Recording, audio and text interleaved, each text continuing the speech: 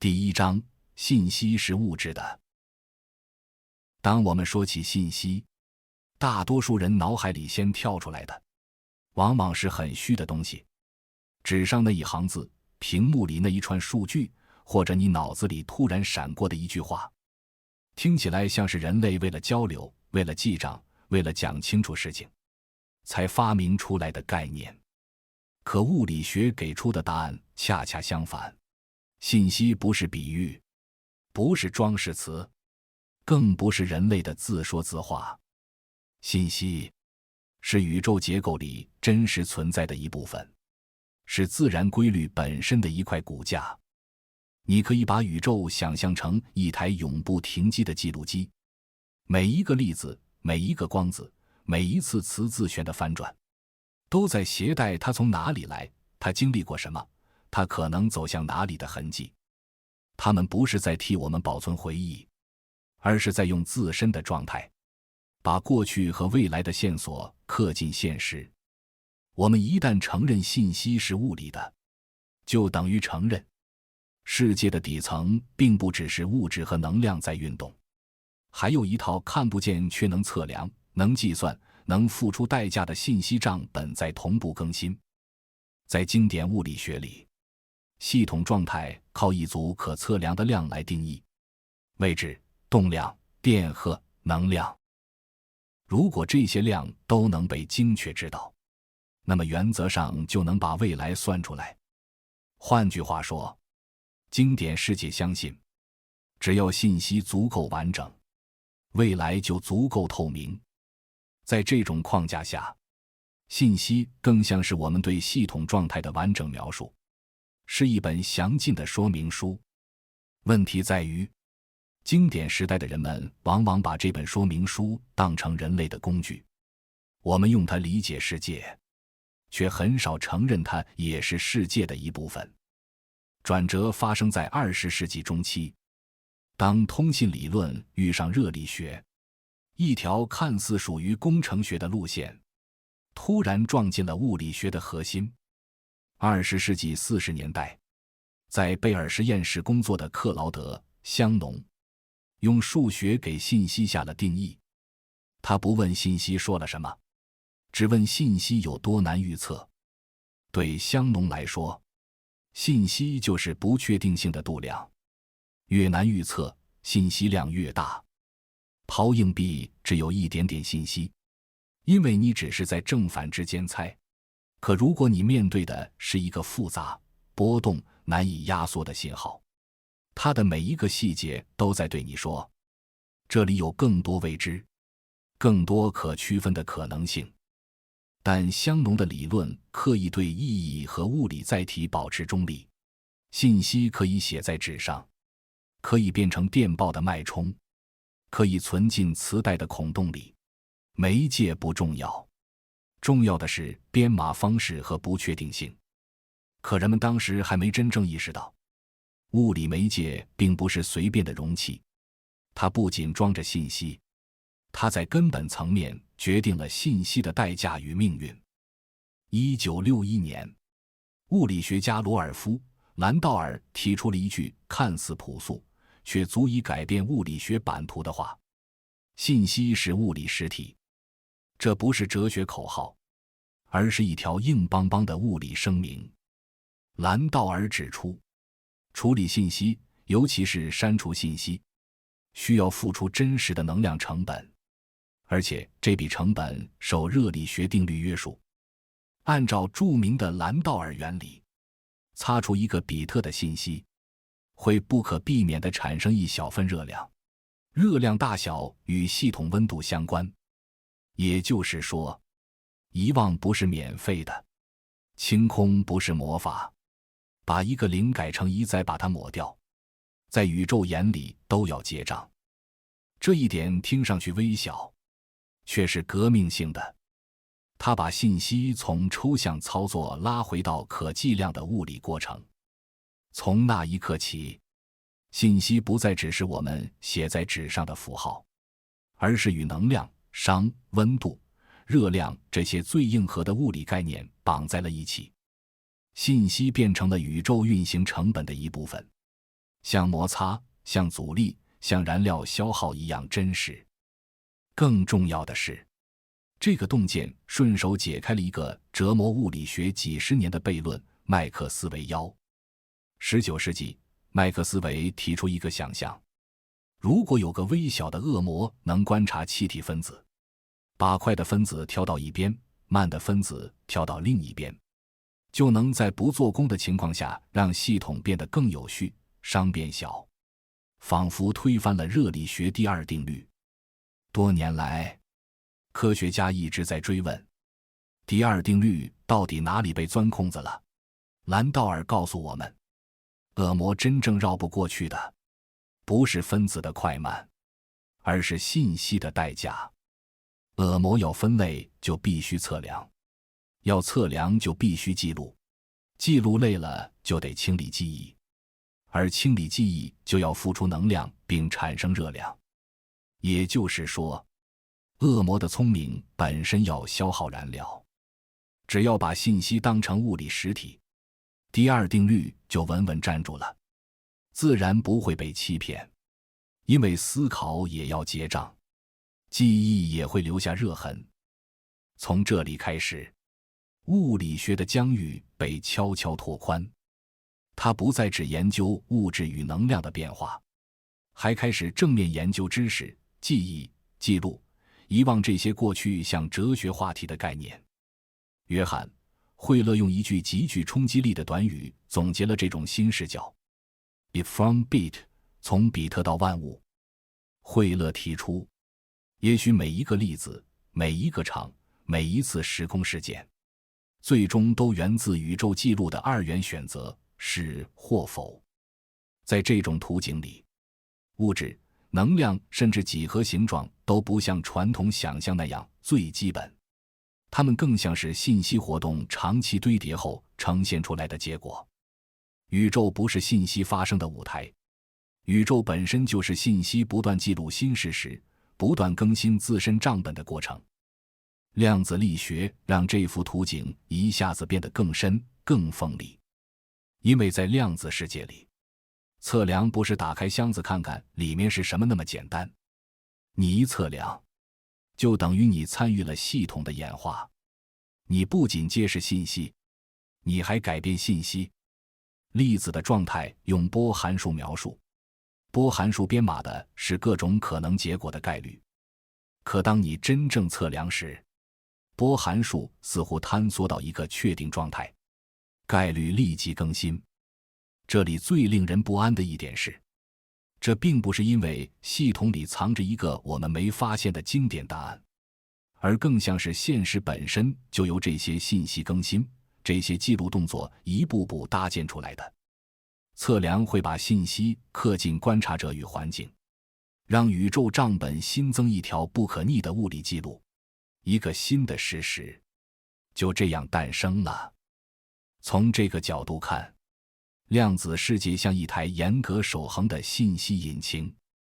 量子理论的基本演化是线性的、可逆的，这意味着编码在波函数里的信息不会凭空消失，它只会转换、扩散、分散到更大的关联网络里。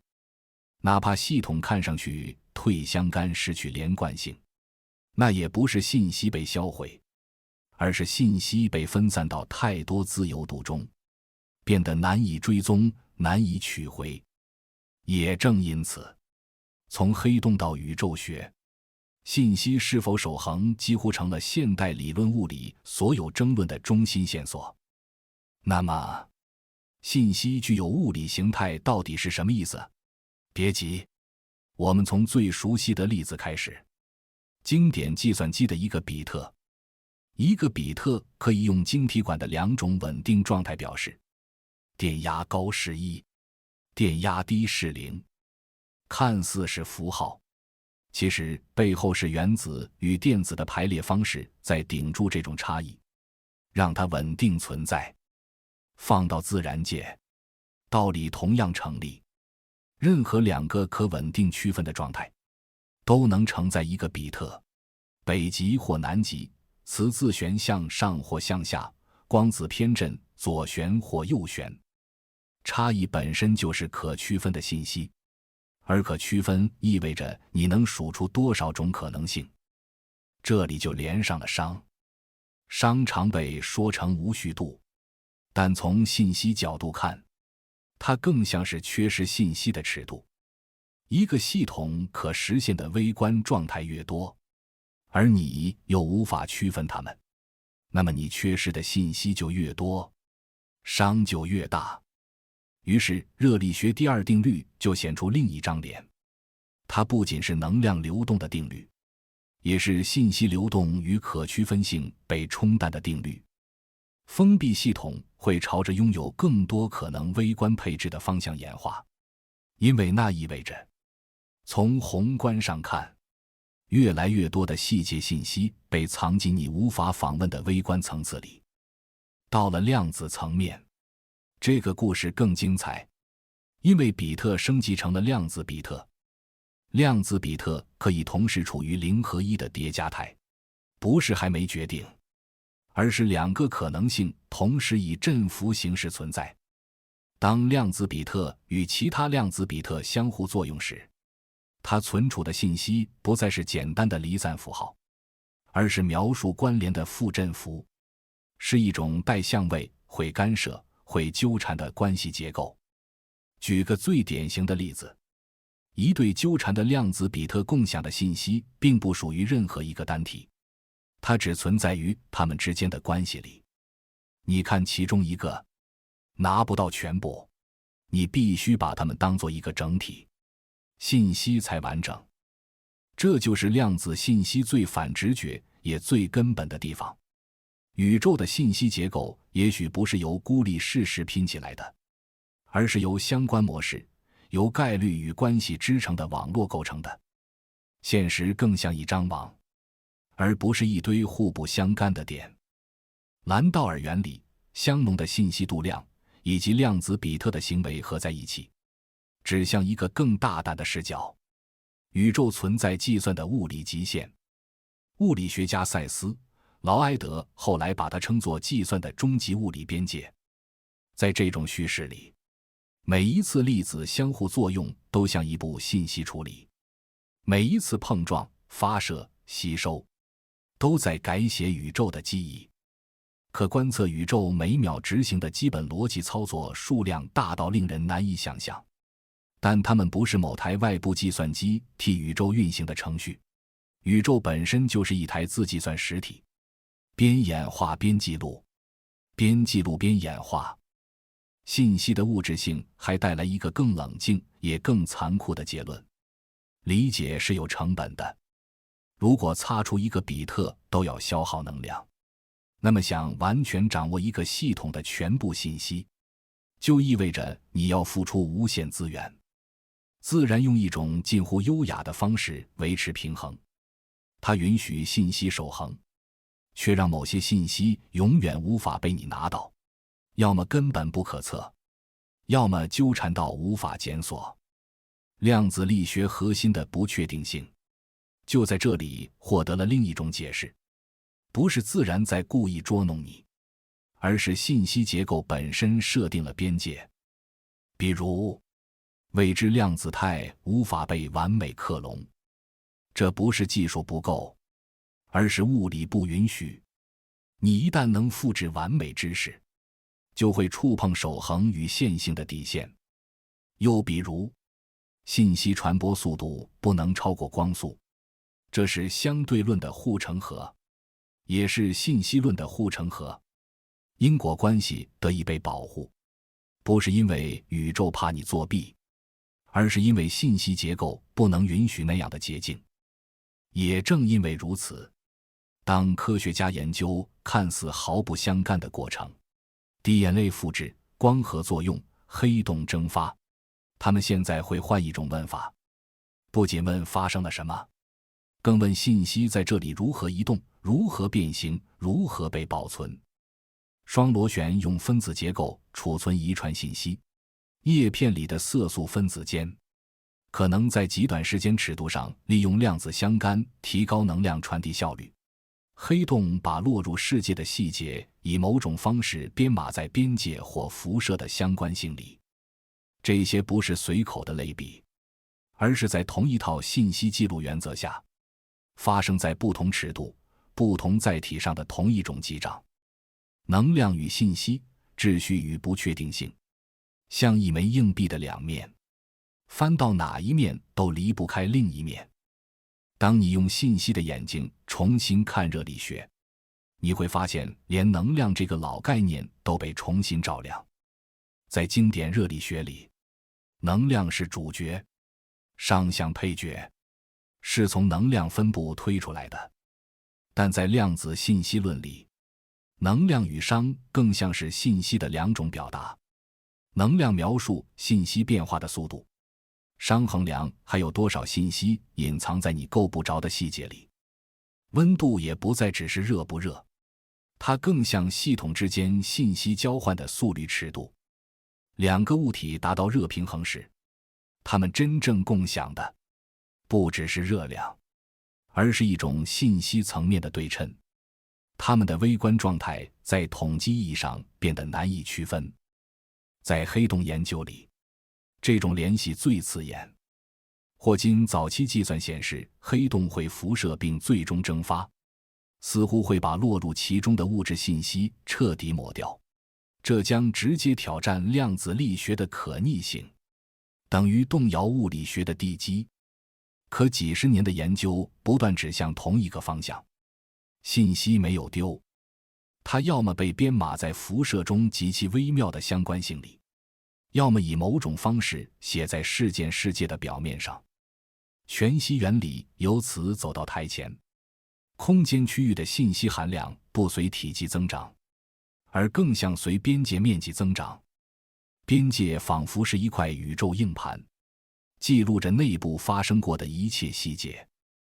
更惊人的是，甚至时空几何也可能从纠缠模式中涌现出来。在一些量子引力模型里，两个区域之间共享的量子信息越多，它们在涌现的几何里就越靠近。如果相关性消失，几何结构本身会瓦解，空间像布料被拆线一样散开。于是引力场像一种编码，曲率像数据的压缩与展开。空间不再是背景舞台，而像信息联系在宏观尺度上的投影。把这些线索串起来，你会得到一幅既冷峻又壮丽的图景。从最小的粒子到最大的宇宙结构，一切都可被描述为编码在量子态中的信息配置。物质是具有持久性的信息结构，辐射是正在传播中的信息，时空是信息跨越距离与时间建立连接时涌现出的几何形态。信息互动保证了宇宙的连贯性，解释了为什么原因先于结果，为什么历史不会轻易消失进纯粹的遗忘。这套观点也会把观察和意识拉回自然之中。如果每一次记录事实的互动都是信息交换的物理过程，那么观察就不是神秘的闯入者，而是宇宙运行的正常步骤。光子撞击你的视网膜，会改变你眼睛和神经元中的分子状态，把它一路走来的历史嵌入一串物理变化里。你的感知与理解是这条链条的高层表现，而链条的底层是量子信息与生物物质的相互作用。从某种字面意义上说，你是宇宙自我记忆的一小段局部回路。认识到信息是物质性的，会让人产生一种谦逊。知识有代价，记忆会在能量与熵中留下痕迹。遗忘并不轻飘飘，它像燃料燃烧一样真实，可它也带来希望。我们周围的秩序并非偶然，物理定律维持着一种精妙的平衡。任何事件发生，都要更新宇宙的账本，任何损失都不可能在没有别处补偿的情况下凭空消失。宇宙像一位完美的会计师，冷静、准确，从不漏记。每一次互动都被登记，每一次波动都被平衡，每一次变化都被保存为下一步演化的起点。在日常生活里，我们很容易忘记信息有重量这件事。可你存储的一封邮件，你神经元的一次放电，阳光从桌面反射出去的一束光，它们都在参与同一场宏大的信息舞蹈。桌面反射的光子会把桌子的微观纹理编码进自身的波形里，然后扩散到空间深处。原则上，如果你能把每一个散射出去的光子都收集回来，你甚至能重建桌子曾经的样子。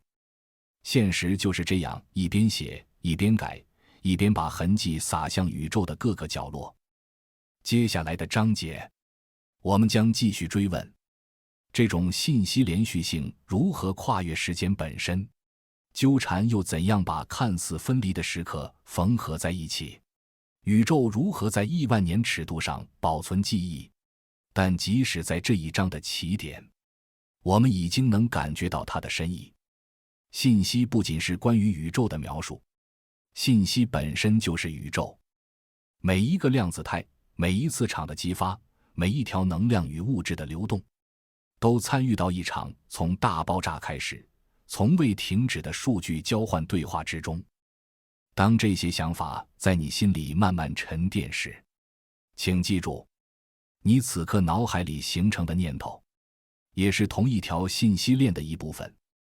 你的神经元在搬运电荷，分子在释放能量，信息模式在大脑中流动，短暂地映照出宇宙深层的逻辑。你也是宇宙代码的处理器，每一次心跳与呼吸都在读取并重写某些符号。现在，如果白昼渐逝，世界安静下来，你也许可以让这份浩瀚带来一种平静。宇宙在守恒中保持平衡，没有任何东西会真正消失。塑造恒星、原子与思想的信息缓缓流淌，不急不躁，伴随着万物存在的安静逻辑，持续的嗡鸣。第二章，宇宙作为量子存储器。如果信息是物理的，那么宇宙必然有办法存储它。历史上发生的每一次事件，每一个散射的光子，每一个从此处移动到彼处的原子，都会在现实结构里留下痕迹。换句话说，宇宙不仅是物质与能量的舞台，更像一份不断自我更新的档案。它在演化，同时也在记录自己的演化。只不过，它的记忆不像人类那样有清晰的抽屉与标签。宇宙的记忆是分布式的、微妙的，而且从根上讲，是量子化的。在古典世界里，记忆看上去很直观，照片、书本、硬盘，都是稳定的物理介质，保存着过去状态的编码。这些介质会磨损，会老化，但至少我们能指着它说，看，这就是过去。可把尺度拉到宇宙，你会发现，宇宙没有外部硬盘，没有旁观者替它备份，它要记住一切，只能把记忆刻在自身的结构里。每个原子，每个场配置，都是持续计算的一部分。它们不仅向前发展，还携带着此前发生过的一切的印记，就像树木年轮把每一个季节写进木质纤维。量子力学提供了宇宙记录的机制。按照量子理论，系统状态由波函数描述，它编码了所有可能配置及其概率。波函数的演化是妖正的，这意味着关于初始状态的信息不会在演化中被擦掉，它会被保留、被转换、被分散到更复杂的结构里。没有什么会真正消失，只会以更复杂的方式与环境纠缠在一起。这种妖正性是现代物理的基石之一，它支撑着从原子稳定、化学结构持久到星系形成等几乎所有尺度的连续性。当两个粒子相互作用，它们会发生纠缠，一种深层量子联系，哪怕后来相隔万里，甚至相隔数光年，这种联系依然把它们的性质绑在一起。纠缠像在宇宙里拉出一条记忆线，那次相互作用的记录被编码进联合系统的状态里，即便其中一个粒子远走天涯，你对它的测量仍可能显露出指向纠缠时刻的相关性。于是，量子过程在时空中留下了可追溯的关联痕迹。因此，纠缠不只是离奇现象，它也可以被看作宇宙记住自身的手段。每一次相互作用都会留下关联，原则上都可追溯到历史。我们之所以拿不到这些历史，不是因为记录不存在，而是因为记录分散到庞大的自由度里，复杂到几乎不可读。宇宙的遗忘更像是无法接近，而不是真正丢失。记录依旧在，只是被编码在错综复杂的关系网络里，复杂到在我们看来像随机性。这会逼着我们重新理解时间。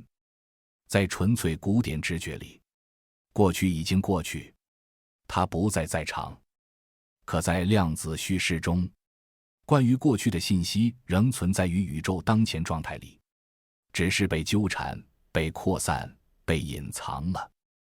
时间之箭并非源于信息的毁灭，而更像源于信息的传播。宇宙越演化，纠缠越增长，各部分之间的关联越密越复杂，局部观察者就越难把它解码回原状。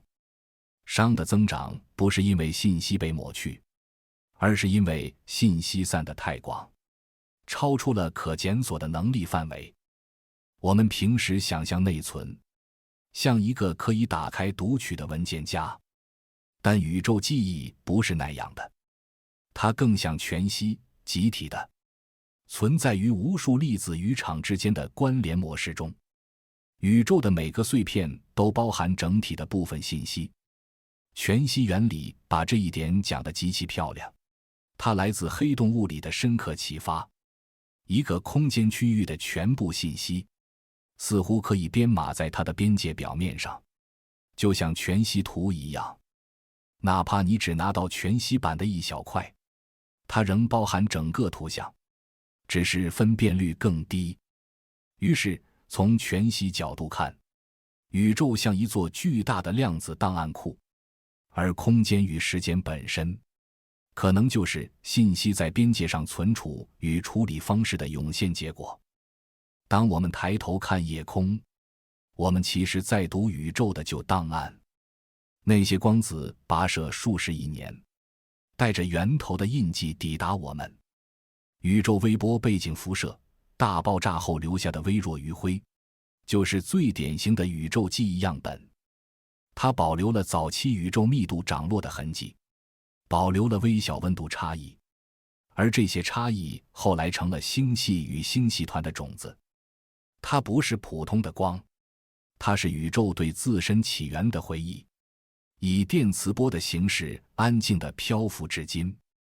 而当我们谈到黑洞，信息的持久性就显得更加尖锐。在经典广义相对论里，穿过事件世界的东西似乎永远消失，但量子理论坚持信息不能消失。黑洞信息悖论由此诞生，并推动了几十年的研究。如今更主流的解释认为，落入黑洞的物质信息会以某种方式编码在世界表面，或编码在黑洞蒸发辐射的微妙相关性里。即使在最极端的环境里，宇宙似乎也要把账做平，记录必须以某种形式被保存。这一视角同样改变我们看待因果与决定论的方式。波函数的妖正演化在数学上是确定性的，给定当前状态，就能推演未来状态。但测量结果对我们而言是随机的，于是每一刻都显得不确定。可整体波函数包含完整历史，已经发生的、可能发生的，都交织在复杂结构中。宇宙的演化像一个巨大的量子算法，一边把过去的相互作用编码进当下，一边把新的可能性投射向未来。在这个框架里，量子达尔文主义是一个非常迷人的成果。物理学家沃伊切赫·祖雷克提出，环境像见证者，会记录量子系统的状态。当原子发出光，这束光与无数粒子相互作用，相当于把原子状态的信息复制广播到环境里。重复广播带来一个重要后果，不同观察者可以独立测量同一属性，比如宏观物体的位置，并达成一致。于是我们熟悉的经典现实就从宇宙的分布式记忆中涌现出来，那些能够被环境反复复制仍然稳定存在的信息，成为大家共享的现实。这也解释了我们对持久性的日常直觉。椅子之所以从今天到明天还是椅子，不是因为时间暂停了，而是因为构成椅子的粒子与环境之间的关联模式保持一致。光子一次次从椅子表面散射，把它是椅子的编码不断写进环境里。所谓稳定，其实是记忆持续被广播的结果。把镜头拉到宇宙尺度，这套逻辑被放大的惊人。星际介质里负极元素的分布，是超新星爆发的化学记忆。恒星轨道保留了它们从旋转沉气盘形成时的动力学记忆。宇宙大尺度结构的丝状体与空洞，则像早期量子涨落被宇宙膨胀拉伸后的凝固纹理。今天的宇宙不是随便拼出来的随机结构，而是一段漫长演化过程的连贯记忆，写在各尺度的物质与能量排列之中。当然，这种记忆并不静止，量子信息不断流动，每一次新的相互作用都在改变宇宙记录。由于信息不能随意抹掉，每一个新事件都必须被并入现有结构，而不是把过去清空重来。于是宇宙像一台完美的记忆装置，它从不真正遗忘，但它会用更晦涩、更复杂的语言重写自己的故事。时间每向前一秒，复杂性就加深一层，关联图景就织得更密。未来从来不是与过去无关的新页，它永远是在旧页上继续加注。甚至有些量子理论的表述会更大胆，关联不仅跨越空间，还可能跨越时间。在某些时间对称的观点里，当前状态可能包含来自过去与未来边界的信息。我们今天做的测量，或许也在选择过去以何种方式被实现。尽管这些想法仍带推测色彩，但它们提醒我们，记忆与时间之间可能存在比我们直觉更深的联系。量子宇宙学还有一条更宏大的路线，把宇宙当作一个单一的量子系统。如果宇宙有一个波函数，所谓宇宙波函数，那么整个历史都编码在其中，作为空间与物质不同可能配置之间的关联。我们只体验到其中一个经典分支，但底层量子描述包含所有可能性的叠加。于是宇宙历史没有消失，而是以一种永恒记忆的方式存在于宇宙波函数里，成为我们所体验到的动态世界的底座。研究量子引力与宇宙学的人甚至提出，时空几何可能从纠缠模式中涌现，纠缠强度决定区域之间在涌现空间里的距离，几何成了信息关系的地图。如果关联消失，时空可能撕裂，连续性不复存在。于是宇宙的连续性最终依赖于记忆的连续性。只要信息能够连贯共享，空间就能保持完整，时间就能顺畅流淌。当然，宇宙记忆也有人类视角的局限，信息也许不会被销毁，但它可以被加密到几乎不可恢复。退相干把信息分散到无数自由度里，导致我们感到不可逆，感到时间向前，感到遗忘。我们以为过去被抛下了，其实过去仍在，只是被隐藏、被编码、被保存得太深。想象一个光子在数十亿年前离开遥远星系，一路上它穿过气体云，被引力场偏转，和各种粒子发生微弱相互作用，最终落在你的眼睛或望远镜传感器上。每一次相互作用都会轻微改变它的状态，但关于它起源的信息并未凭空消失，它被嵌入到它触及的一切事物交织成的巨大网络里。把这个过程乘上宇宙中无数光子，其规模会让人震惊。每一次相互作用都留下痕迹，每一个粒子都承载历史。现实的记录在不断演化，永无止境。如果宇宙是量子记忆，那么意识，我们回忆与反思的能力，也许可以看成这种普遍属性的局部体现。大脑同样在物理定律下编码信息，神经元的放电、分子的构型变化、突出的可塑性，都是信息在物质里的写入与改写。我们的记忆会衰退，但那更像扩散，而不是抹除，就像宇宙的熵增长，使古老记忆在更大空间里扩散开来。我们不是宇宙记忆的旁观者，而是参与者。每一个念头，每一次感知，都是宇宙账簿上又添的一行。所以，当一天结束，喧嚣间歇，你不妨想象，你经历的一切不会真正消失。照进眼睛的光，在耳边震动的声音，那一瞬间涌起的情感，都会在万物相连的信息流里留下痕迹。宇宙保存这些痕迹，不是写日记，而是把它们编织进自身结构。你并不与宇宙的记忆分离，你就是宇宙记忆的一个鲜活片段。让这种觉知带给你一点平静。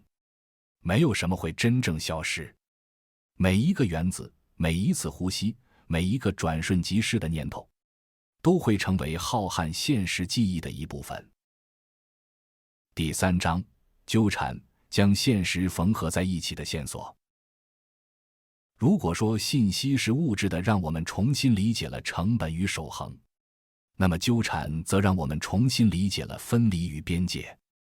纠缠是量子力学最非凡也最违反直觉的特征之一。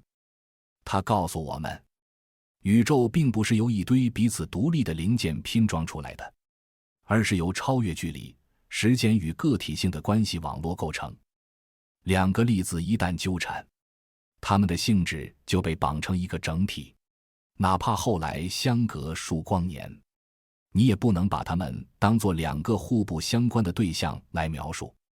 它们像被同一条无形线缝在一起，线不在空间里传递信号，线本身就是它们共同状态的一部分。20世纪初，纠缠作为量子理论最怪异的预测之一出现。爱因斯坦把它叫做诡异的超距作用，听上去像是在嘲讽，也像是在警告。他与鲍里斯、波多尔斯基、内森、罗森提出一批尔悖论，试图证明量子力学不完备。如果两个粒子同时产生后分离，测量一个粒子的性质不该立刻决定另一个粒子的性质，除非存在某些隐藏变量早已把结果写好。爱因斯坦坚信现实必须是局域的，没有任何影响能超光速传播，因此量子描述一定缺了点什么。可自然界后来用实验回答了它。20世纪60年代，约翰·贝尔设计了检验方案。如果世界遵循局域隐变量理论，那么纠缠相关性有一个上限，贝尔不等式。1980年代，阿兰·阿斯佩克特等人的实验开始，之后几十年实验条件不断升级，结果一再确认，纠缠粒子会违反贝尔极限，它们的相关性无法用各自早已写好的属性解释。换句话说，自然的信息结构在某种意义上是非局域的，相关性可以跨越距离存在。但请注意，这并不意味着信息能超光速传递，也不意味着相对论失效。纠缠无法用来瞬间发送可控消息，没有任何物质、能量或可操纵信号能凭纠缠超光速搬运。量子力学真正说的是，两个纠缠系统不是通过空间发送影响，而是从一开始就属于同一不可分割整体，由单一波函数描述。你测量其中一部分，更新的是你对整体联合状态的描述，而不是发出一束穿越空间的秘密电波。没有信号，只有整体状态的关系结构被揭示。于是纠缠挑战了我们对分离的直觉。日常经验告诉我们，空间把东西分开，但在量子层面，关系可能比位置更根本。纠缠不是稀有怪物，它在微观世界里随时发生，在合适条件下甚至影响宏观系统。超导体为何能零电阻导电？激光为何能发出高度相干的光？量子计算机为何可能出现指数级优势？这些都离不开纠缠所提供的关联资源。更深一步，要真正理解纠缠，就必须换成信息语言。当两个粒子相互作用，它们不仅交换能量与动量，还交换信息。这些信息被编码进联合量子态，形成跨结果的关联。纠缠之后，任何一个粒子都无法被单独完整描述，只有整体波函数才是完整说明书。这意味着宇宙不是把信息存在一个个独立盒子里，而是把信息分布在相关网络里。宇宙更像一张共享信息的网，而不是一堆互相不认识的点。这条线索也贯穿量子场论。我们称为粒子的东西，本质上是弥漫于空间的场的激发。场在广阔区域内相互交织，即使在看似空无一物的真空，也充满关联的涨落。真空不是空的，它是一个关联波动沸腾的海，场与场之间不断相互作用，织出一张连续的信息织锦。甚至原子稳定性也依赖这些关联。电子与原子核之间的量子关系维持了结构的连贯。如果没有纠缠，我们熟悉的物质形态可能根本不会成立。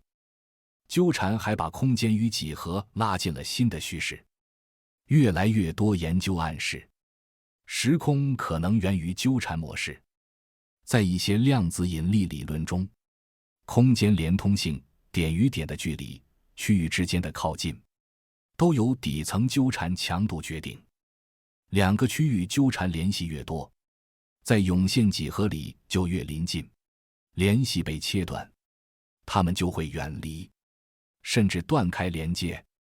空间不再是固定舞台，而是动态的信息关系网络。宇宙仿佛正是由纠缠这条线缝合起来的。这一思想有一个极具想象力的表达。马尔达塞纳与萨斯金德提出的 E2 等于 EP2 猜想，他把纠缠 EP2 与爱因斯坦罗森桥 E2 虫洞联系在一起。纠缠粒子或许可以用微观虫洞连接来类比理解。虫洞在经典意义上不可穿越，但这类比传递的重点是统一性。纠缠与几何可能是同一现实的两种投影。空间结构或许反映了信息共享的方式。如果真是这样，黑洞反而成了纠缠力量的实验室。纠缠黑洞可能通过某种桥保持信息共享，确保信息不丢失。单个黑洞内部的信息也可能以纠缠形式编码在世界表面上。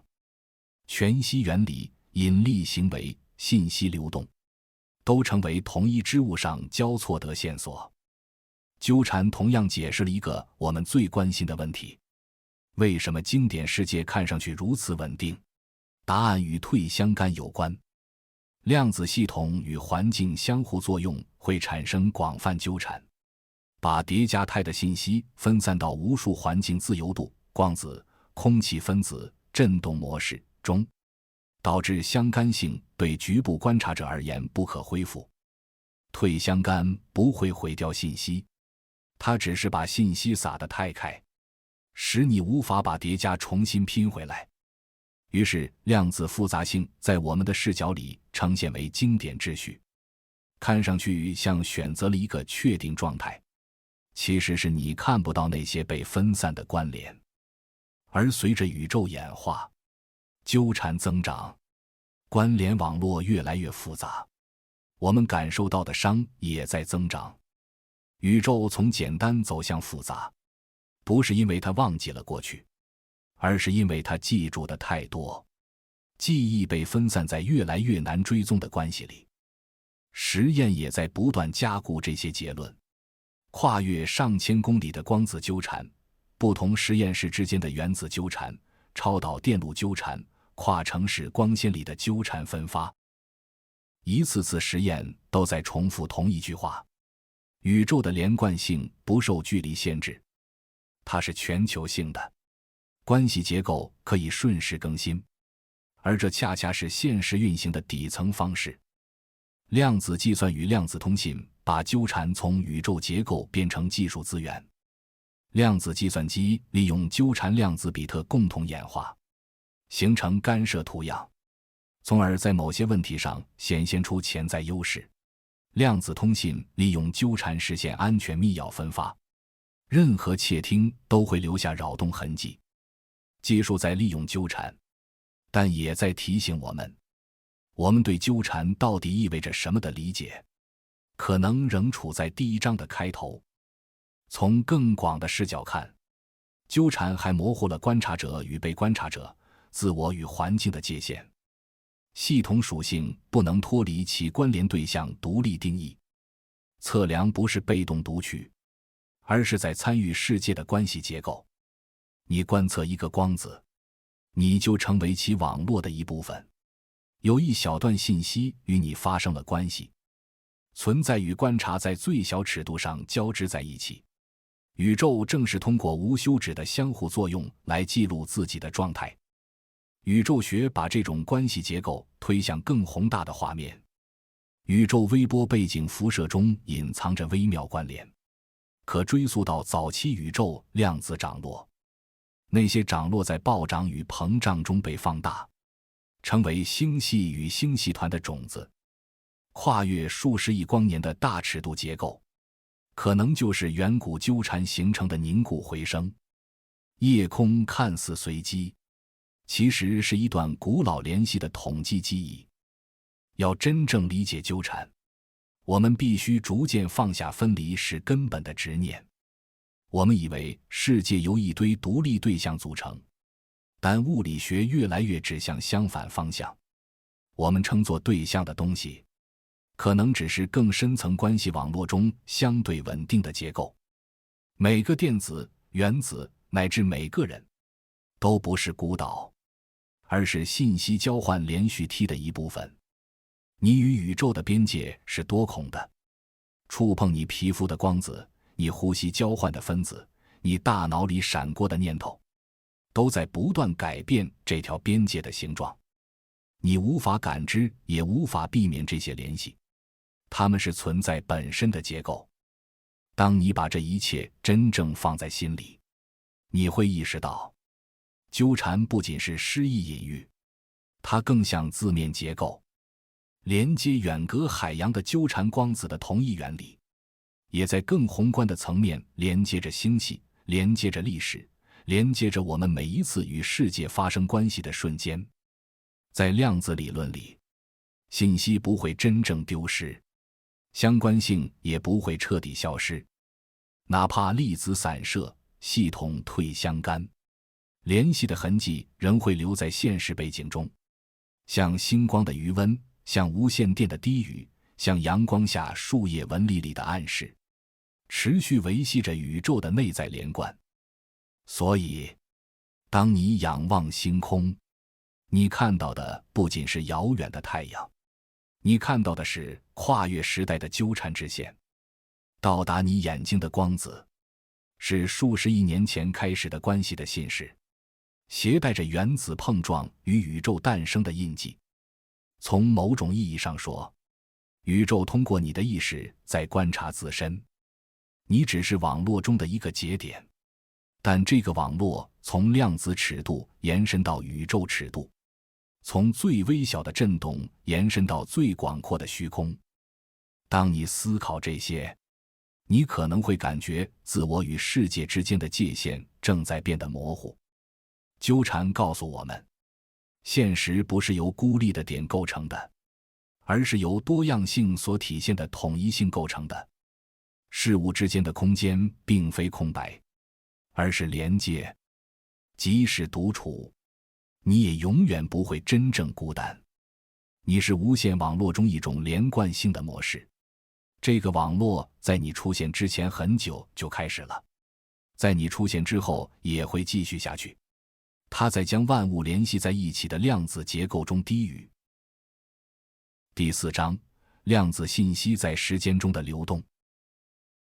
在日常生活里，时间给人的感觉就像一条单向的河，它从昨天流到今天，在推着我们走向明天。我们会老去，花会凋谢，咖啡会变凉，仿佛一切都在向一个方向滑动，谁也拦不住。可物理学早就悄悄提醒过我们，这种熟悉的流动感很可能只是我们站在河岸上看到的表象，而不是宇宙底层的真实规则。支配微观世界的基本方程在时间上几乎完全对称。描述粒子运动的定律，描述波函数演化的薛定谔方程，描述力如何传递的方程式，本身并不偏爱向前还是向后。你把一个微观过程倒放，很多时候它依然像合理的物理，并不显得荒唐。于是一个又物理又哲学的问题就浮出水面：如果时间之箭不是写在宇宙法则里的硬规定，那它到底从哪里来？更关键的是，量子信息作为现实的底层账本，到底如何穿过这支箭头？在经典力学里，答案看上去很干脆。假如你能知道系统里每个粒子的位置和动量，那么你不仅能算未来，也能反推过去。宇宙像一段可以正放也可以倒放的胶片，只要信息足够完整，时间方向就像播放键的选择，而不是命运。但量子世界让事情变得更精细，也更刁钻。系统状态不再是一组确定数值，而是一幅概率图景，编码在持续演化的波函数里。只看波函数的妖正演化，它同样可逆、守恒、时间对称。信息并没有丢失，反而被严格保存着。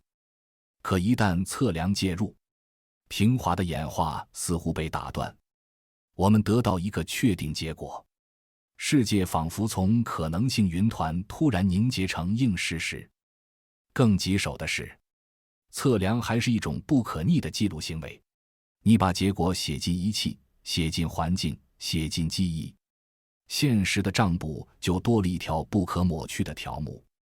正是在这一步，从量子叠加态走向经典事实，时间似乎获得了方向。所以，量子信息如何随时间变化，成了现代物理最深的谜题之一。因为基本动力学是时间对称的，过去与未来的差异就不可能来自方程本身，而只能来自边界条件。宇宙一开始是什么样，它最终可能走向什么样？时间之箭更像是初始条件留下的一种偏向。早期宇宙的特殊低熵状态，决定了信息传播与扩散的总体姿态。而且，哪怕我们说上增加，也并不等于信息真的消失。更准确的说法是，信息扩散的太广，纠缠的太深，散落到我们无法追踪的复杂自由度里。宇宙不会遗忘，它只是把记忆藏在一张规模巨大、结构精密到令人绝望的关联网络中。你不是找不到答案，而是你找不到那把能打开全部抽屉的钥匙。在量子理论里，妖正性保证初始状态的每一位信息都被编码在波函数中。系统相互作用，彼此纠缠，看似混乱，本质上只是信息换了一种写法，从局部的可读的形式变成全球的关系性的形式。于是时间的流逝与其说是一股把事件冲走的潮水，不如说是永恒整体里模式的重新排列。信息既不凭空被创造，也不凭空被毁灭，它只是不断改写编码方式，通过互动重新分发。这就引出了某些物理学家喜欢谈的块状宇宙图景。现实像一个四维整体，过去、现在、未来都并排存在在同一块结构里。时间并非真的在流，而是我们在其中沿着某条路径体验变化。听上去很反直觉，但它抓住了一个关键点。如果底层规律是时间对称的，那么流逝更像是一种内部视角的现象，而不是宇宙在外部摆动的钟摆。在这种结构内部，我们这样的观察者为什么会感觉时间在走？因为生命本身就是信息系统，我们一次只能处理整体的一小部分，接收新数据，整合到记忆，更新内部模型。你对当下的感知，是你大脑里信息流动的方式造成的。神经元把输入变成可用的表征，再把它写进记忆。换句话说，时间在体验层面是一种认知现象，是信息处理生物体理解巨大关联网络的一种方式。我们所谓的现在，其实是我们内部信息状态与外部信息状态保持一致，能够相互对接的那一小块时空区域。但量子力学给的挑战还不止于视角相对性。延迟选择实验让人不得不重新审视因果顺序的直觉。在这些装置里，光子被送进干涉仪，实验者可以在光子已经进入，甚至已经通过装置之后，才决定用哪种方式测量它，让它表现为波的干涉，还是让它表现为粒子的路径。令人惊讶的是，实验结果仿佛在暗示，光子过去是怎么走的，取决于你后来选择怎么问它。这不等于未来真的改写过去。更稳妥的理解是，量子事件并没有像经典故事那样，在每个瞬间都提前写好剧本，它更像一个整体结构。测量只是在不同提问方式下，从同一结构里抽取不同的关联片段。于是你会看到一种很诡异却很一致的事实：定义量子事件的相关性似乎并不被线性时间的先后牢牢束缚。因此，有些解释会走向时间对称或双向演化的表述。波函数既可以从过去向前演化，也可以从未来向后演化。在现在相遇，结果取决于初始边界条件与最终边界条件的组合。这样，宇宙历史就像过去与未来之间的一场对话。当下不是一条分界线，而是双向影响的交汇点。你不必接受所有细节，但它抓住了一个重要直觉：量子信息的行为是整体性的，不严格遵循我们熟悉的滴答前进的叙事节奏。正如纠缠能跨越空间，把粒子绑成一个整体，有些前沿观点也在探讨，纠缠是否能跨越时间，把不同时刻的事件联系起来。也许定义现实的关联性并不服从人类把过去与未来分割成两半的习惯，它存在于宇宙波函数那种永恒结构里，那里编码着事件之间关系的完整网络。从这个角度看，过去仍在构成现在的信息里，而未来也可能通过同一网络对现在施加约束，不是以科幻式的改写，而是以全局自洽的方式决定哪些关联能被实现。有些物理学家用逆因果来描述这种思路。未来的测量选择影响的是我们给过去状态分配概率的方式，而不是让你回去杀死祖父。它不允许悖论，也不允许可控的时间旅行。它强调的是量子过程的非顺序性。宇宙的一致性不是靠这一刻产生下一刻来维持，而是靠所有事件在一个自洽的信息整体中彼此协调来维持。你所体验到的时间流逝，也许只是一个全球纠缠系统在局部视角下的展开，而系统本身已经包含它的全部历史。这套思路也能和全息原理自然对接。如果空间区域的信息，包括其过去状态的信息，编码在边界上，那么过去消失就更像是难以读取，而不是被删除。宇宙演化可以被看作边界条件中隐含信息的逐步揭示。时间于是更像一个解码过程，把宇宙数据集一点点展开成我们能经验到的现实，而不是传送带把现实从后方运来。哪怕回到日常尺度，你也能看到过去会留下物理痕迹。物体散射出的每一个光子，都带着与它相互作用的微小印记。宇宙中传播的每一道引力波，都承载着大质量天体曾经剧烈相遇的记忆。环境其实是痕迹的巨大仓库。于是时间的流逝不是抹杀，而是积累。宇宙在演化中不断记录自身，每一次互动都丰富现实的账簿，扩展把每一刻与其他时刻连接起来的关联库。与此同时，信息复杂性的增长也定义了我们感受到的不可逆性。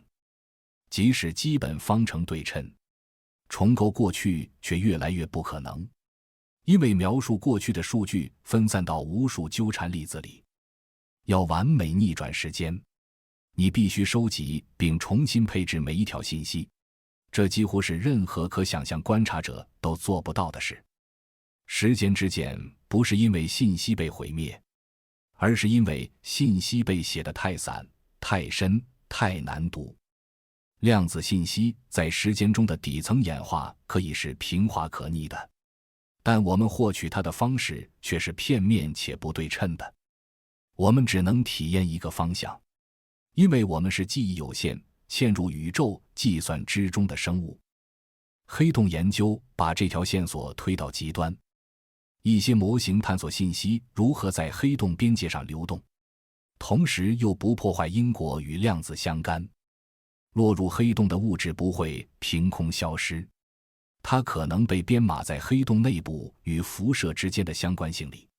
这种编码靠纠缠模式贯穿黑洞的整个历史，从形成到蒸发，把过去与未来绑进一个连续的信息实体里。于是黑洞像宇宙时间记忆的象征，表面上吞噬一切，深处却在维持一套更严格的守恒与平衡。量子宇宙学甚至更进一步，有些表述把宇宙波函数，例如常被提到的哈特尔霍金态，看作同时描述空间与物质所有可能配置的对象，甚至不需要一个外部时间起点。在这种框架里，时间是从波函数内部的相关性里涌现出来的。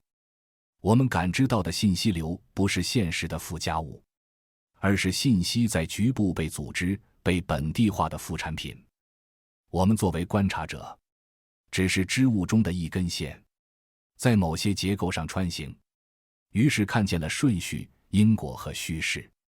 可在更宏观的视角里，宇宙可能存在于一种超越先后的状态中，一个字包含的量子记忆，其中从恒星诞生到消亡，每个瞬间以叠加的方式共存。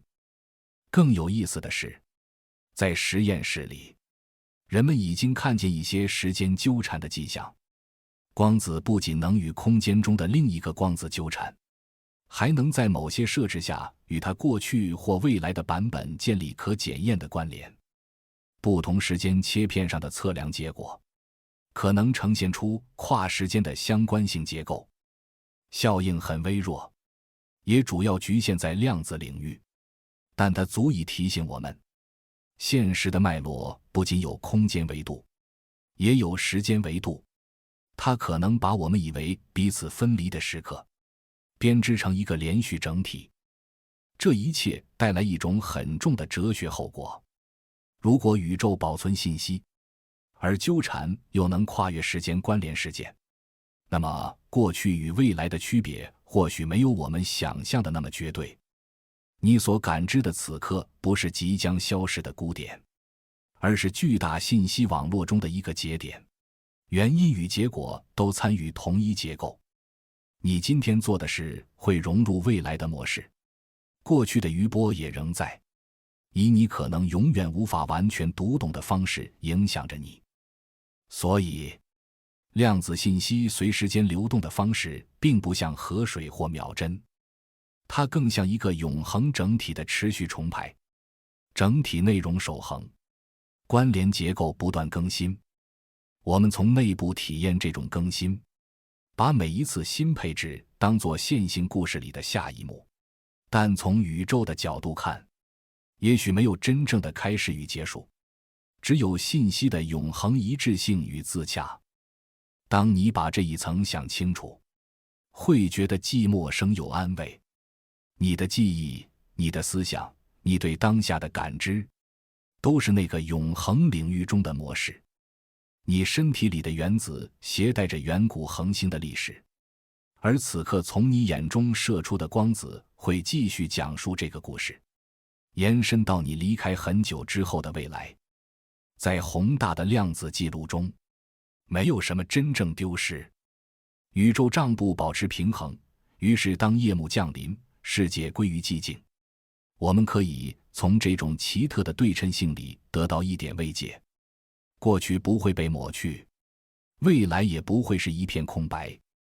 每一刻既是回声，也是种子，是过去与未来对话的一部分。你是那份伟大记忆中的一朵涟漪，时间推着它向前，但它不会真正消失，它只会被写进更大的结构里。第5章：黑洞与信息丢失的悖论。在所有挑战我们对现实理解的天体里，没有哪个像黑洞这样同时神秘、锋利，又具有规则审判官的气质。对现代物理学来说，它既是一场胜利，也是一次严酷的考试。广义相对论和量子力学这两根支柱在这里相遇，却又在最关键的地方产生分歧。在相对论里，黑洞几乎是最纯粹的几何对象，密度高到极致，时空被引力弯折并封闭成一个区域，连光都无法逃脱。事件世界就是那条边界，跨过去回不来。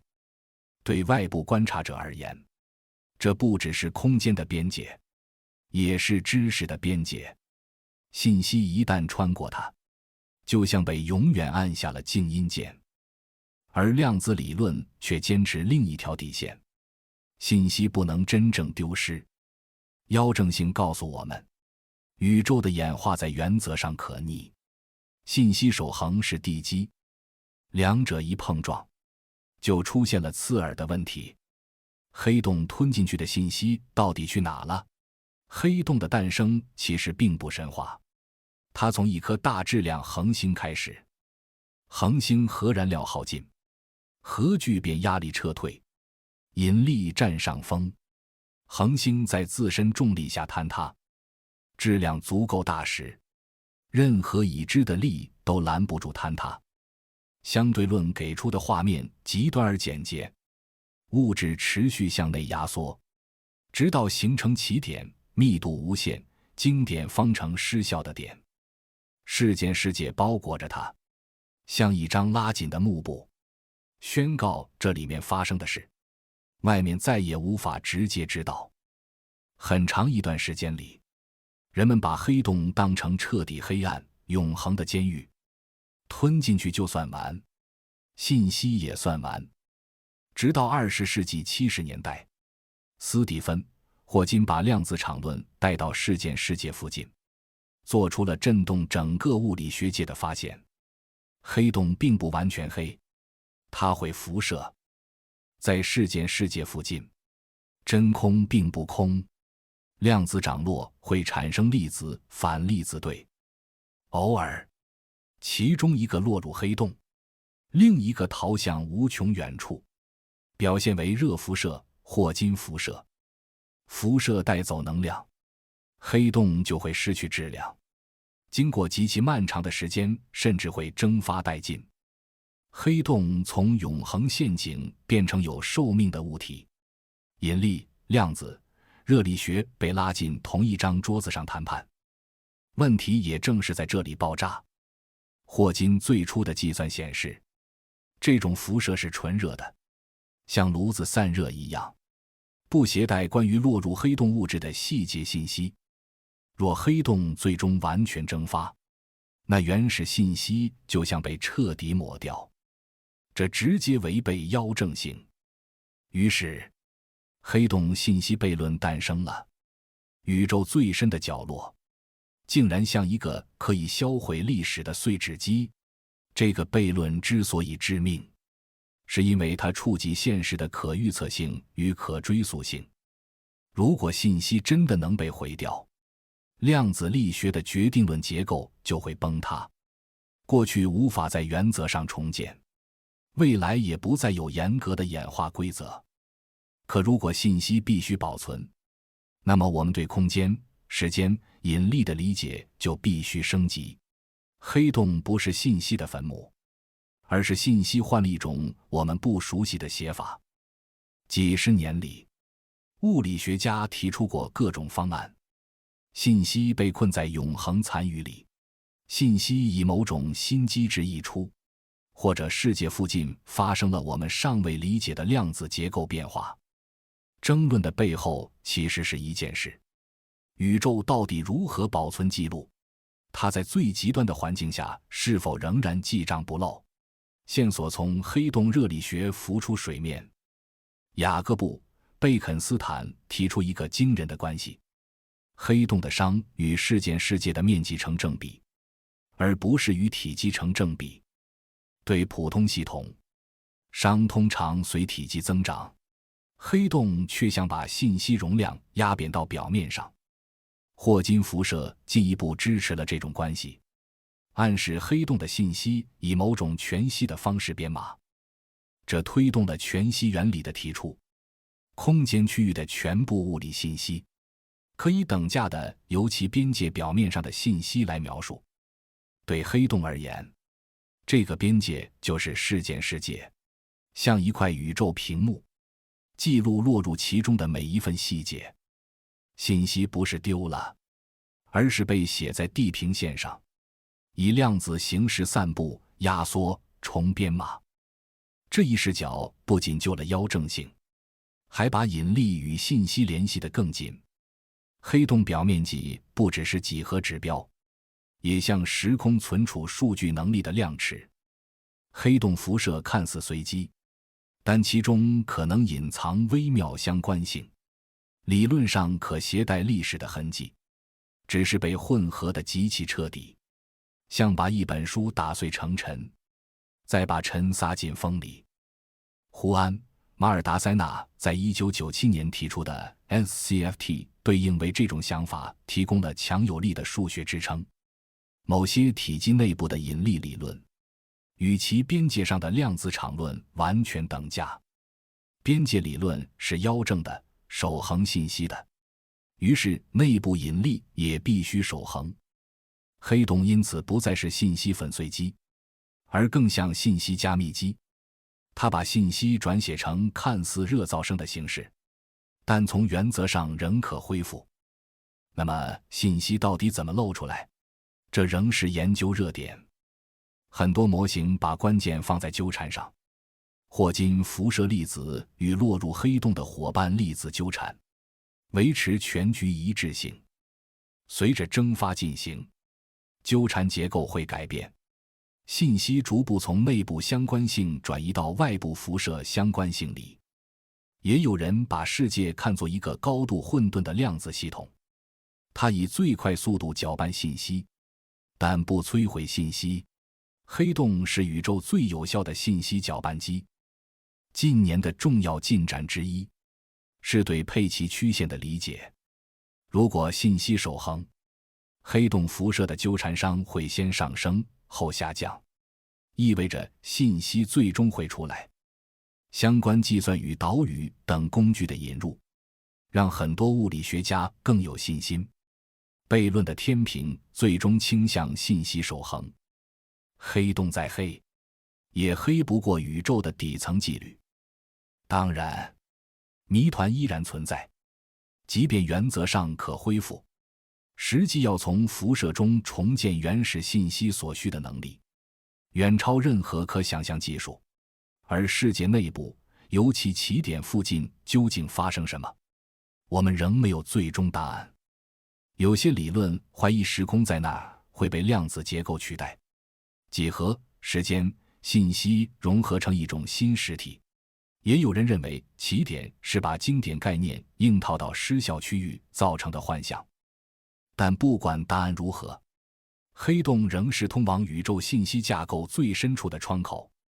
事件世界不仅是空间边界，也是知识边界。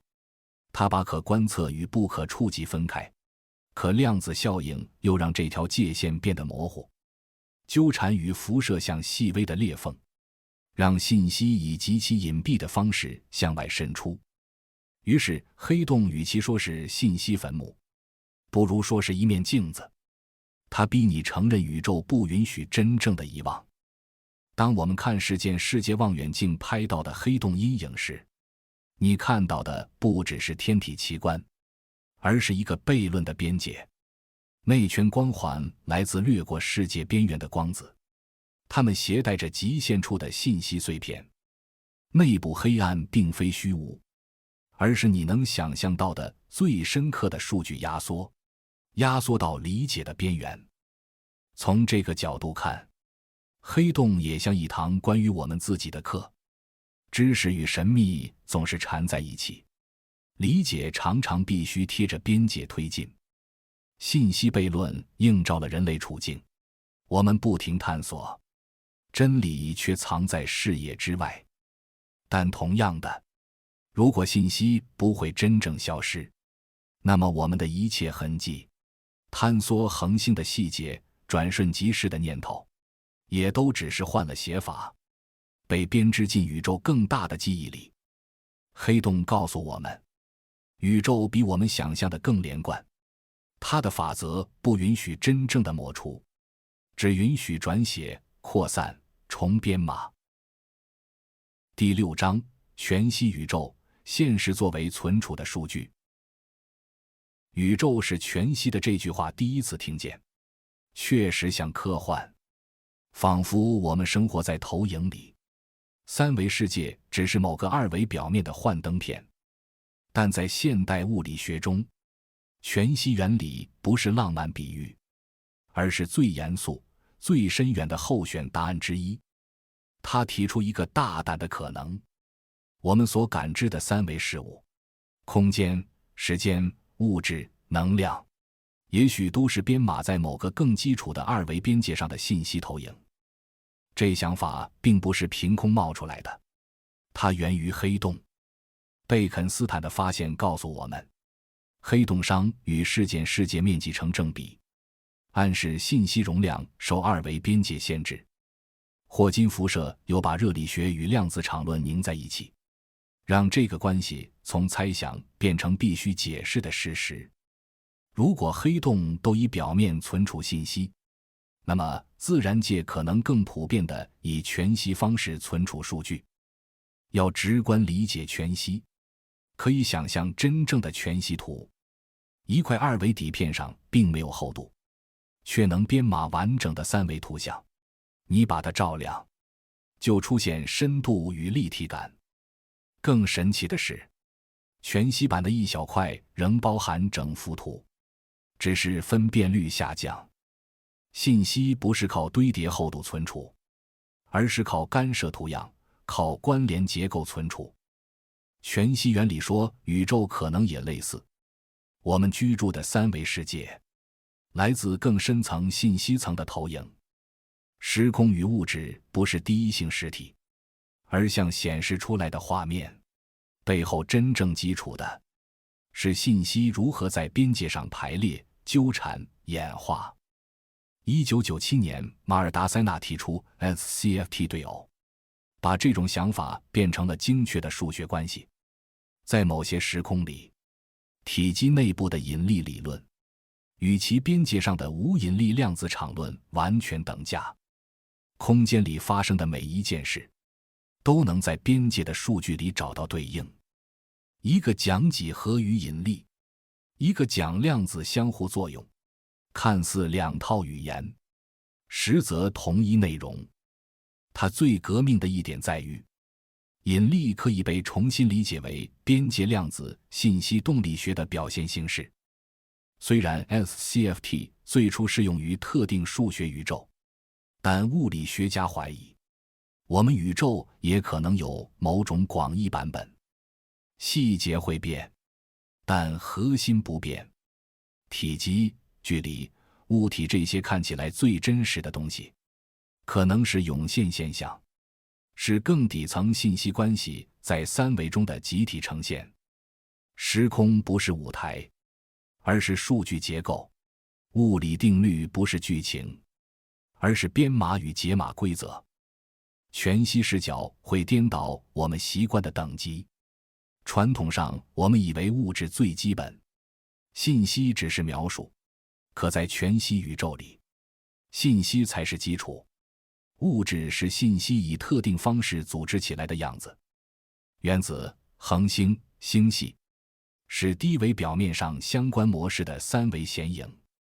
空间像一个动态的计算场，处理数据并把结果投射为我们所经验的现实。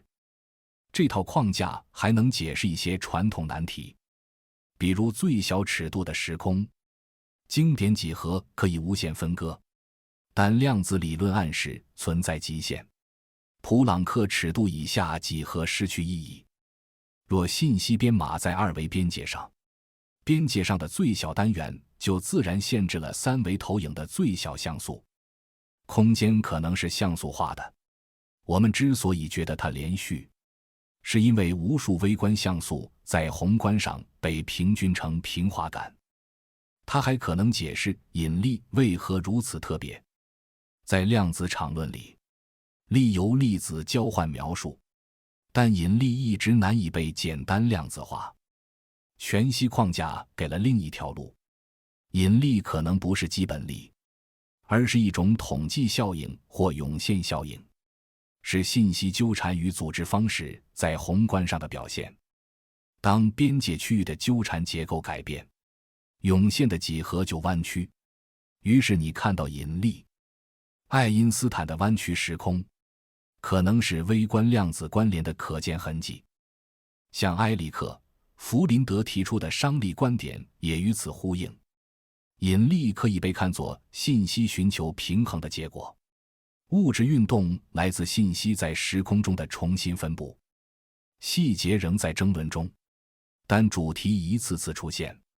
空间、惯性、引力都可能是更深层信息规律的产物。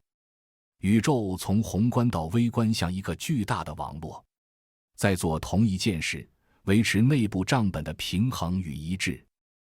这里容易让人误会成宇宙模拟论，但全息原理不是说有外部电脑在跑程序，他说的是，现实本身就以精确的数学方式编码与处理信息，像河流自然的流，星系自然地转那样，不需要外部指令。信息与存在是同一现象的两面。全息视角的另一个深意是整体关联。如果所有信息编码在同一个边界上，那么宇宙各部分都参与同一个数据结构。空间里看似遥远的事物，在隐藏的低维代码里可能彼此相邻，这甚至能帮助我们理解纠缠的非局域性。不是超光速信号在跑，而是两者本来就是同一底层信息在三维投影的不同位置。它也为早期宇宙提供新读法。宇宙微波背景辐射像一张信息快照，微小温度波动对应数据密度差异，后来塑造了星系结构。宇宙历史于是像一次宏大的解码过程。从最初印记出发，信息在量子引力规律下展开成今天的宇宙形态。每个光子、每个原子、每颗恒星，都是解码链条的一环。全息原理还设定了普遍的信息上限，给定空间区域可容纳的信息量是有限的，由边界面积决定。这意味着时空可能不是连续体，而是有限自由度的系统。宇宙浩瀚到难以想象，但在原则上仍可计数。无穷大也许不是自然的属性，而是我们数学描述中的理想化。目前也有人尝试寻找全息结构的实验蛛丝马迹，例如是否存在极微小的时空抖动、路径噪声之类的全息噪声信号。结果尚不定，但研究本身说明，物理学界并不把全息当作空想，它已经改变了人们思考统一理论的方式。它提供了一张地图。引力、量子、热力学并不是三座孤岛，而是同一信息动力学的不同投影。黑洞信息悖论不一定意味着物理崩塌，反而可能是更深规律在出生。把视角再推远一点，全息原理也会改变真实的含义。如果世界是信息投影，那么感知更像解码。你的感官与大脑在读取宇宙代码的局部片段。你不是站在投影之外的观众，你本身就是投影的一部分。由与星系、量子场相同的模式构成，观察者与宇宙的界限变得模糊，两者都是同一信息过程的不同层级。当夜深，思绪放缓，你可能会突然体会到一种微妙的视角转变。世界不再是漂浮在虚空中的物体集合，而像一张连续编码意义的织物。每个粒子像一个符号，每种力像一段算法，每条定律像一类模式。存在就是占据宇宙代码中的一个位置，在那里信息甚至能生成意识。如果宇宙真是全息的，那么衰败与损失或许不是抹除，而是重排。物体的原子、恒星的光、声音的回声，会在表面上重新分布，变成新的模式。万物不会消失，只会换一种写法继续留在结构里。你拥有的瞬间，你发出的光，你留下的痕迹，也可能以你现在难以想象的方式持续存在，成为宏伟投影的一部分。当你让这些想法慢慢沉淀，可以试着想象，你存在的边界并不是硬桥，而像一条渐渐融入更广阔领域的线。世界并不止于感官能触及之处，它在更深的层面无缝衔接。你被刻写在那片表面上，是无数信息中的一条，是我们称之为宇宙的宏大投影的一部分。光芒、寂静、奇迹都在那里继续闪耀，哪怕你闭上眼睛，宇宙的解码也从未停止。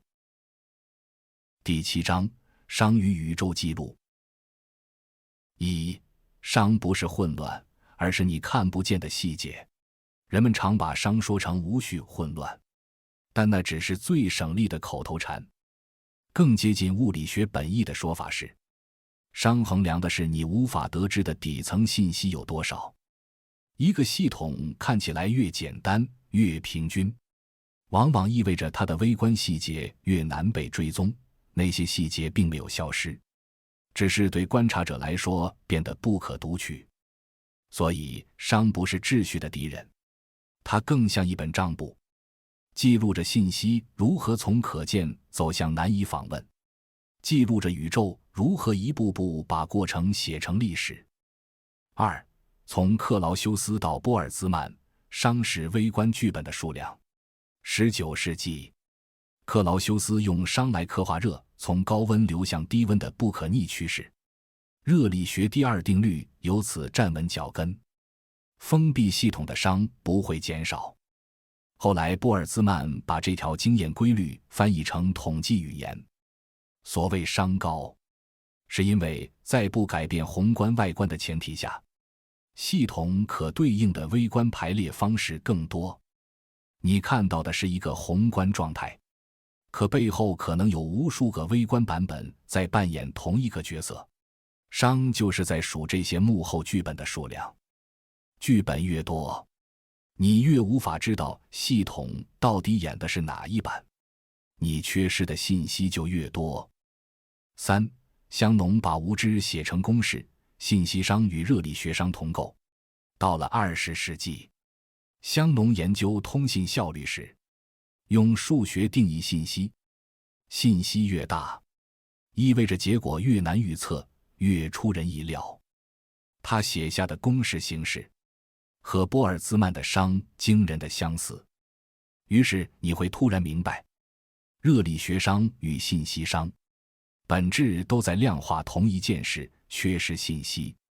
第二定律并不是在宣告世界越来越乱，他在说，关于物质与能量如何精确排列的信息，正在被扩散、被分散、被埋进越来越庞大的相关性网络里。信息没被销毁，它只是被写得太散，以至于任何局部观察者都很难把它重新拼回去。4.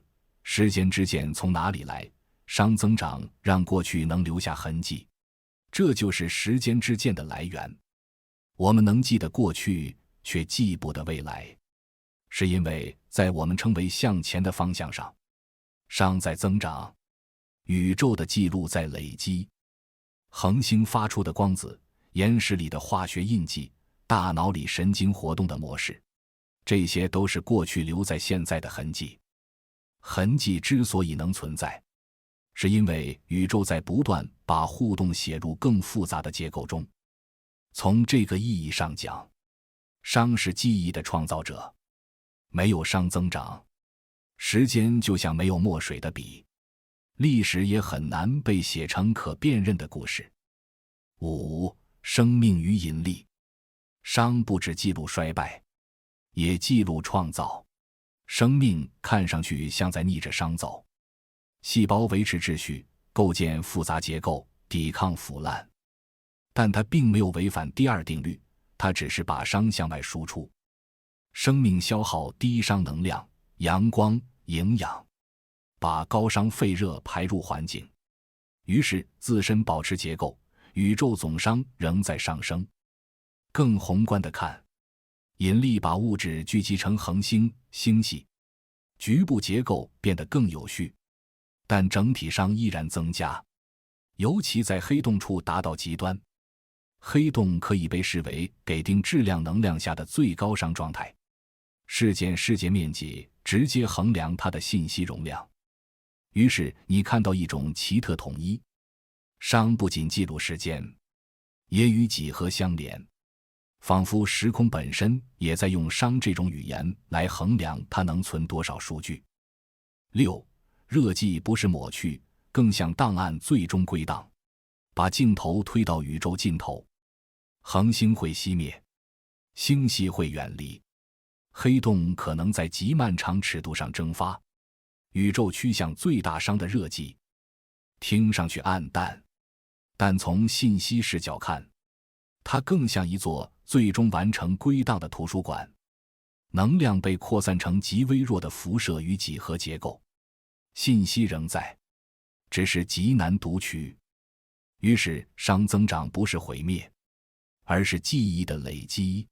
每一次波动，每一次创造，甚至每一个念头，都会留下热力学痕迹。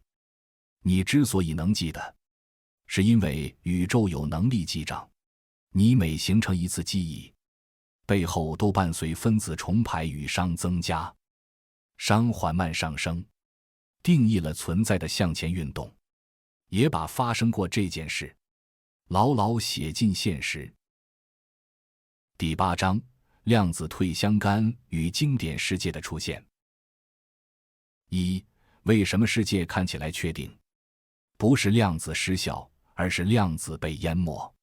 量子力学在数学上极其精确，却与日常经验格格不入。微观世界允许叠加、干涉、纠缠，而你眼前的椅子不会同时在两处，月亮也不会因为你不看就变成一团概率云。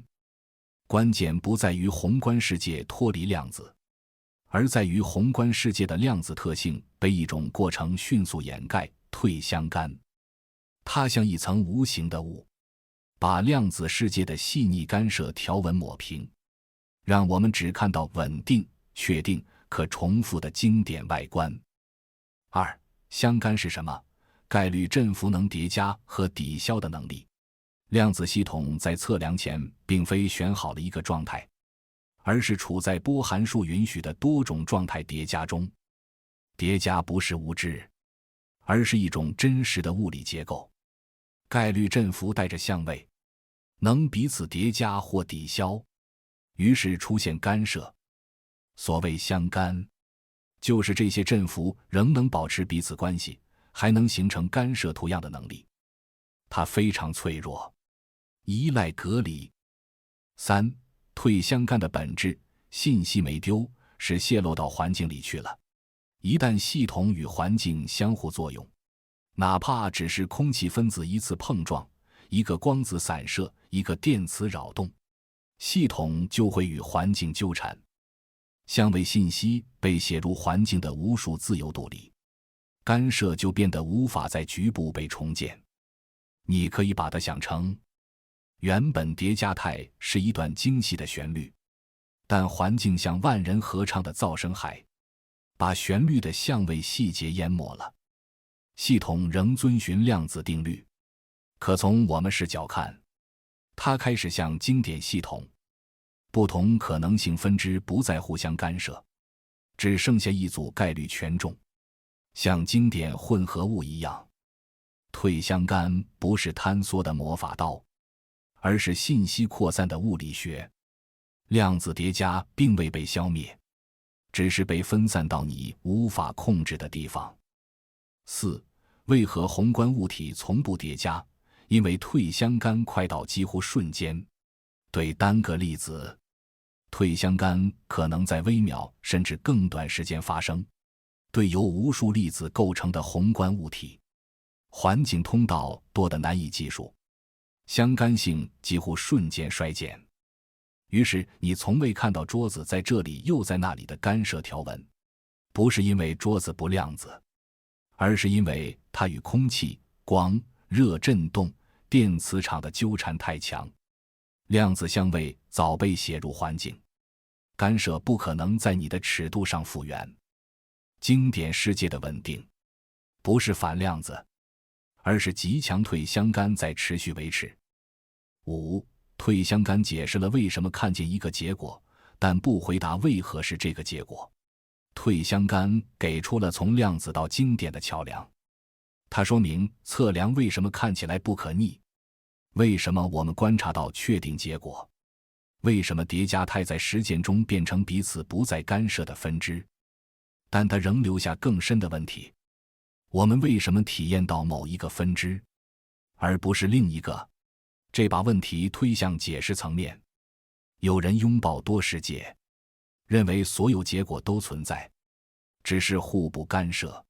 有人坚持单一结果，需要额外原则来解释选择。无论立场如何，退相干至少把经典世界如何出现这件事，从神秘学拉回到具体物理机制。世界不需要意识来固化，它只需要互动。6. 熵与时间之间，退相干把时间对称的方程变成有效不可逆。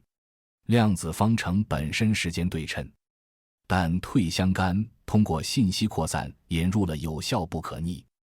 一旦相位信息散到无数自由度，就几乎不可能完整回收。于是退相干与熵纠缠在一起，熵增长对应量子信息扩散进不可访问的相关性网络，把微观可逆与宏观不可逆连成同一条时间之箭。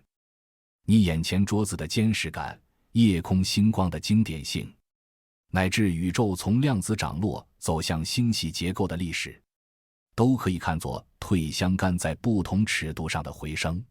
量子世界并未消失，它只是以经典的面貌被我们体验到。第9章，宇宙自我计算。1. 把宇宙看成计算，不是比喻，而是信息论与物理的河流。近几十年，一条越来越清晰的线索浮现。物理定律不仅在描述结构，也在描述过程，一种持续的信息处理。每一次相互作用，每一次场的波动，每一次粒子散射，都像一次基本运算。输入是之前的量子态，输出是之后的量子态。宇宙不是被动容器，它像一台没有外部操作者的计算系统，靠自身规则持续更新自身配置。2. Bit from bit， 信息是物理的，计算要付出熵的代价。惠勒的 Bit from bit 点破了一个方向，物理量最终可追溯到信息的基本判定。随后兰道尔、贝内特等人的工作进一步把计算与热力学绑在一起。信息处理不是抽象游戏，它需要能量，并伴随熵的产生。能量流动、信息流动、熵的记录，这三者像同一枚硬币的不同侧面。宇宙若在计算，就必须在付账。每一次信息重排，都在现实账簿上留下热力学痕迹。3. 量子演化像量子逻辑门，局部运算叠成宇宙历史。在量子力学里，妖正演化守恒信息，粒子相互作用时，波函数合并成纠缠系统。你可以把它视作一次量子逻辑门，把输入态变成输出态，无数局部逻辑门并行运行，其集体结果就是宇宙的演化。于是时间不再像外部滴答的钟，更像计算进程，宇宙状态一次次更新的序列。我们所感到的随机性，往往来自信息不完备。我们只看到概率，因为我们追踪不了那台全局量子计算机的全部中间步骤。4. 把引力与量子统一成算法层级，几何是计算的结果。若把定律视为算法，相对论的时空弯曲就像几何在进行自我更新，根据能量分布调整自身结构。量子场相互作用是概率振幅的更新算法。热力学描述信息如何存储与重新分配，甚至因果关系也可视作计算的连贯性。输出成为下一步输入，历史因此具有可追溯的逻辑链。塞斯、劳埃德等人曾尝试估算可观测宇宙自大爆炸以来的基本运算次数，得到极其巨大的数量级，不是为了炫技，而是在强调宇宙发生的每一步都可以理解为信息状态的一次基本改变。5. 意识在这台计算机里，我们是局部子程序，也是回读机制。若宇宙在自我计算，我们的大脑就是其中的生物计算单元。神经元网络以电化学信号处理信息，嵌在同一物理规则里。于是意识不一定是与宇宙分离的奇迹，它可能是复杂计算涌现出的属性之一，是宇宙从内部体验自身处理结果的方式。甚至死亡也获得另一种解释：个体结构瓦解。但信息以能量与物质的形态重新分配，写入光子、分子、热、引力扰动之中。你并非跳出宇宙过程，你只是那台计算机一次短暂而清晰的自我识别。第10章：宇宙的记忆。1. 宇宙如何记住？靠关联、纠缠与几何，而不是靠文字。我们习惯把记忆想成大脑的能力，但物理学提示，记忆更深的版本写在现实结构里。粒子相互作用会纠缠，纠缠态保存相遇的记录。能量与动量的交换细节被编码在复合波函数里。大质量事件把时空扭曲成引力波，把发生过刻进几何本身。宇宙的记忆不是比喻，它是信息守恒的直接后果。信息形式会改变，会扩散，会隐藏，但不会凭空被删掉。2. 3种宇宙档案：光子、余晖、引力波。最直观的档案是光子，每一次反射、散射都把物体的温度、运动、纹理以频率与方向的方式写进光里。更宏大的档案是宇宙微波背景辐射，大爆炸余晖的照片底片，其细微温度起伏保存了早期量子涨落的种子，并在约138亿年的演化中仍可被我们读取。第3种档案是引力波，黑洞或中子星并合把灾难的指纹刻进时空涟漪，跨越亿万年后仍能被探测。你会发现，宇宙的记忆并不只在物质里，也在辐射与几何里。3. 黑洞不是遗忘之地，它逼我们理解信息如何以另一种语言存在。黑洞信息悖论曾像一把刀，如果信息能被黑洞抹去，量子妖正性就破裂，宇宙记账出现空白。可越来越多的研究指向另一种结论：信息不被销毁，而是以高度混乱的形式编码在世界与辐射的微妙相关性里。黑洞因此更像加密机而非碎纸机，它把信息改写成我们难以破译的语言，却依旧守恒。这让宇宙不会遗忘从信念变成一种越来越强的理论要求。4. 时间不是传送带，更像记忆场的展开，商让记录变得难以回放。若信息守恒，过去并未消失，它只是被编码进越来越复杂的关联网络。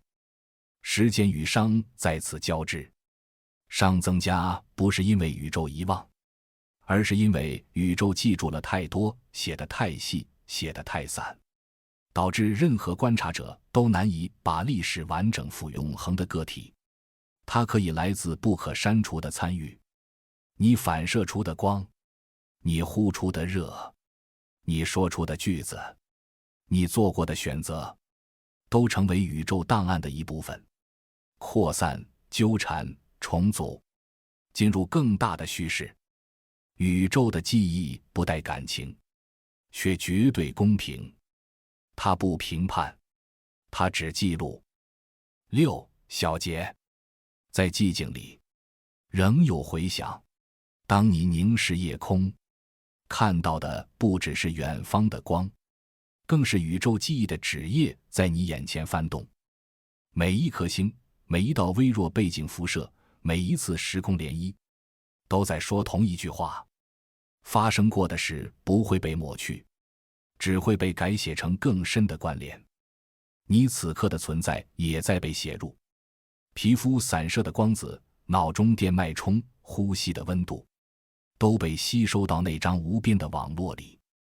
宇宙不会遗忘，而你正是这份不会遗忘里一个短暂却真实的句子。